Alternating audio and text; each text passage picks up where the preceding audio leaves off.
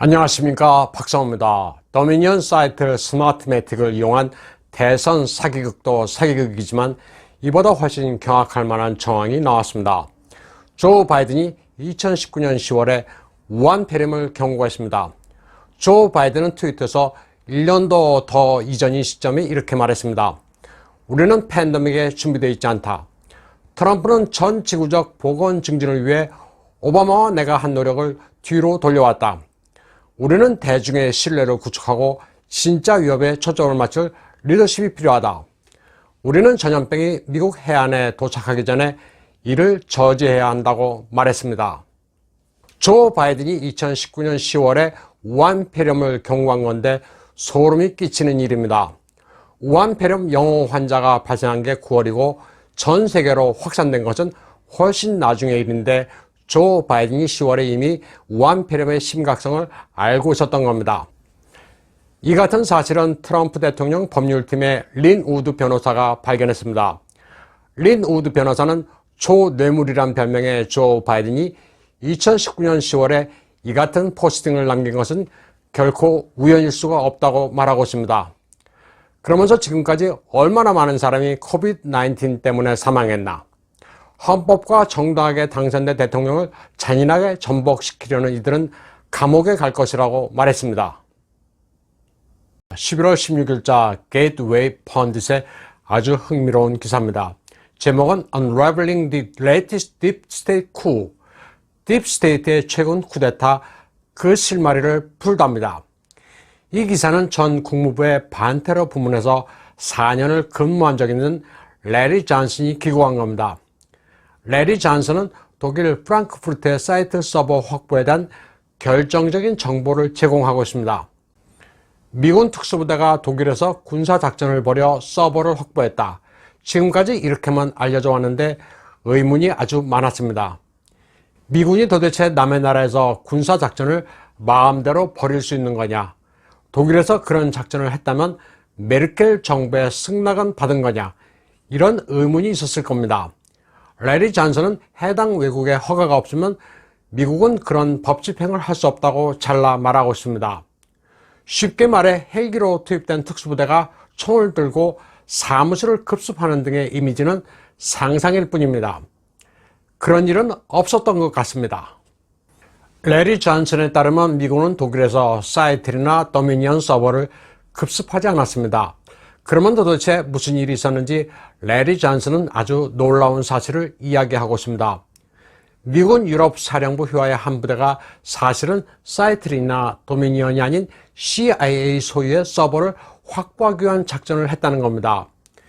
유럽에서의 모든 CIA의 작전은 군사적 업무가 필요하기 때문에 미군은 이런 행동을 벌일 전적인 권한을 가지고 있습니다. CIA 요원들은 독일에서 신분이 군인이나 군사 고문으로 등록되어 있습니다. 이런 작전을 통해 입수된 증거들은 법무부의 관할로 넘어가며 법정에서 유효한 증거로 채택될 수 있습니다. 레리 존슨은 또 미군 유럽 사령부 예하의 부대가 CIA로부터 증거를 넘겨받은 일은 예전에도 있었다고 말했습니다. 그는 또 이번 작전과 관련해 CIA의 지나 해스펠 국장이 사전에 통보받지 못했고 FBI의 크리스토퍼 레이도 마찬가지라고 말했습니다. 레리 존슨에 따르면 지나 해스펠보다 크리스토퍼 레이가 트럼프 대통령 정부를 사보타지하는데 더 적극적이라고 말했습니다. 그는 시드니 파월의 최근 활약도 지켜보면서 격찬을 아끼지 않았습니다. 시드니 파월은 아주 진지한 법률가로 절대 틀린 주장을 하지 않는다고도 했습니다. 레리 존슨은 시드니 파월 변호사가 합리적 의심 수준을 뛰어넘어 CIA가 더미니언과 추악한 관계를 맺고 그 소프트웨어를 미국 사기 대선에 사용했다는 증거를 착착 수집하고 있다고 평가했습니다. 레리 존슨은 CIA가 더미니언의 범죄 사실을 모른다고 극구 부인할 것으로 충분히 예상된다고 말했습니다. 그리고 CIA의 범죄 연루 부인은 영화 카사블랑카에 등장하는 루이 르노 경찰국장의 대사와 같다고 보면 된다고 비유했습니다. 도미니언 사이트 스마트매틱은 투 개표 사기극과 자기들은 관련이 없다고 혐의를 극구 부인하고 있습니다. 독일에는 서버가 없다고도 주장하고 있습니다. 지금 벌어지고 있는 상황은 영화보다 더 영화 같은 첩보 활극입니다. 성동격선은 물론이고 다초경사, 풀숲을 두들겨 뱀을 나오게 하는 트럼프 법률팀의 전술이 돋보이고 있습니다. 트럼프 법률팀의 기자회견 이후 19일 저녁 펜실베이니아주 하원은 공청회를 열어 도미니언 측에 해명 기회를 부여했습니다. 그러나 도미니언은 나온다고 했다가 그대로 줄행랑을 쳤습니다. 숨길 게 없는데 왜 도주했는지가 의문입니다. 그런데 공교롭게도 버락 오바마, 미셸 오바마, 힐러리, 질 바이든, 소로스, 오프라 윈프리, 게빈 뉴섬, CNN 앵커 제이크 테퍼, 데이빗 로스차일드의 트위터 프로필 사진이 일제히 흑백으로 바뀌었습니다. 모두 딥스테이트 세력으로 이들이 플랜 B를 개시하자는 신호가 아닌가 이렇게 해석하는 사람들도 있습니다. 시드니 파월 변호사는 기자회견에서 민주당의 대선 사기극과 협박에 미국의 애국자들은 결코 겁먹거나 물러서지 않을 것이라고 밝혔습니다. 시드니 파월은 지금 이 시점은 우리들이 맞은 1775년이라고도 말했습니다. 1775년은 미국의 독립전쟁이 일어난 해입니다. 독립전쟁은 8년 동안 지속된 끝에 13개 식민지가 프랑스의 지원을 받아 영국을 격파했습니다. 8년 동안 계속된 독립전쟁만큼 민주당뿐 아니라 여러 나라가 연계돼 미국을 파괴하려는 이번 사태를 해결하고 미국을 다시 세우는 것은 지난한 사명이라는 것을 지적한 겁니다. 그리고 트위터 포스팅에서는 이렇게 말했습니다. 도미니언 보팅 시스템은 매개체에 불과하다. 문제의 핵심은 누가 소프트웨어를 개발해 베네수엘라에 제공했으며 누가 이를 다른 나라에 수출하도록 허가했는지라고 말했습니다.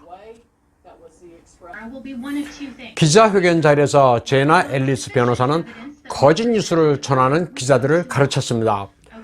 법률팀의 목적은 선거의 공정성과 자유를 확보하기 위한 것이지 선거 결과를 뒤집는 게 아니라고 강조했습니다. 이는 모든 미국민들이 원하는 것이라고도 말했습니다. 그러면서 기자들에게 지금 하고 있는 보도가 거짓이 아닌지 스스로에게 물어보라고 했습니다. 제나 앨리스는 소송 과정은 시간이 많이 걸리는 일이라면서 모든 증거를 꼼꼼하게 확보하고 있는 중이라고 말했습니다. 그러면서 배심원단을 참석시킬 것이지만 재판은 여론으로 하는 게 아니라고 말했습니다. 법관은 법정에서 삼권 분립에 기반한 공정한 재판을 하겠다고 선서를 하며 재판은 의견이 중요한 게 아니라 팩트와 진실이 중요하다고 기자들에게 말했습니다. 그러면서 지금 모인 기자들이 사진 촬영하는 것을 보면 제시된 증거를 보도하는 게 아니라 여론을 선동하는 헤드라인과 함께 거짓 뉴스를 전할지가 뻔히 보인다고 말했습니다.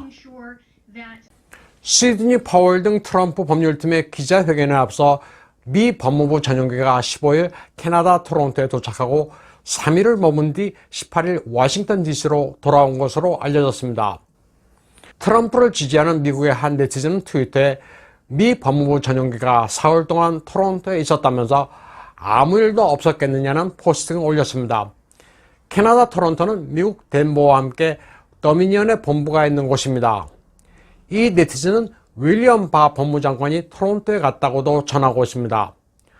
토론토와 덴버의 도미니언 직원들은 모두 자취를 감춘 것으로 알려지고 있는 가운데 미 법무부가 토론토에서 어떤 실마리를 얻었는지는 미스테리입니다. 조 바이든의 민주당은 지금 증거인멸에 아주 바쁩니다. 물증은 충분하다는 트럼프 측과 증거가 있으면 내놔보라는 바이든 측의 숨바꼭질이 지금 한창입니다. 이런 가운데 주요 스윙 스테이트 담당 대법관이 배정됐습니다. 11월 20일 미 연방법 42조에 따라 미시건주는 브렛 캐버너, 위스콘신주 에미 커니 베럿, 펜실베니아 세뮤 엘리토, 조지아주는 클래런스 토마스 판사가 맡게 됐습니다. 모두 트럼프 대통령이 임명한 대법관들입니다. 팍스 뉴스 채널 28과 NBC의 지역 방송은 조지아주 사바나에서 오래된 투표기가 버려진 채 발견됐다고 보도했습니다.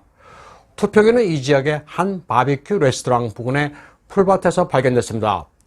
기계에는 조지아주 필턴 카운티라는 표식이 있었습니다. 구형 투표기인데 정상적으로 폐기한 게 아니라 그냥 버려진 겁니다. 그런데 조지아주 정부의 해명이 수상합니다.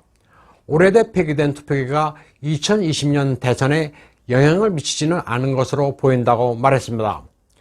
버려진 기계는 필턴 카운티라는 표식과 함께 일련 번호도 있는데 조지아주에서는 이런 투표기를 사용하지 않는다고 말했기 때문입니다. 캘리포니아에서는 민주당의 게빈 뉴섬 주지사 소환 운동이 활발합니다.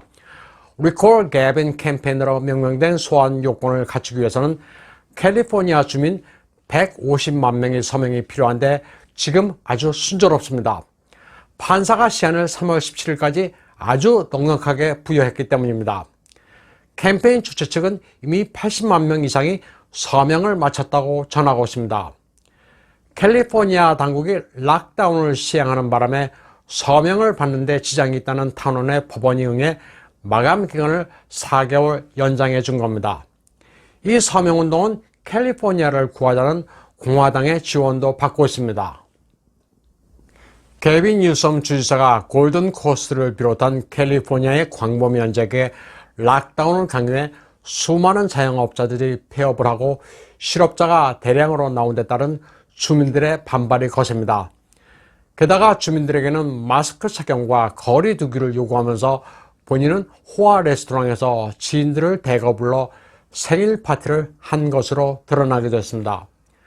락다운을 강제해 자유를 속박하는 캘리포니아 게빈 뉴섬 주지사를 퇴출하자는 운동은 사정이 비슷한 다른 주에도 급속하게 확산되고 있습니다. 오늘 방송은 여기까지 하겠습니다.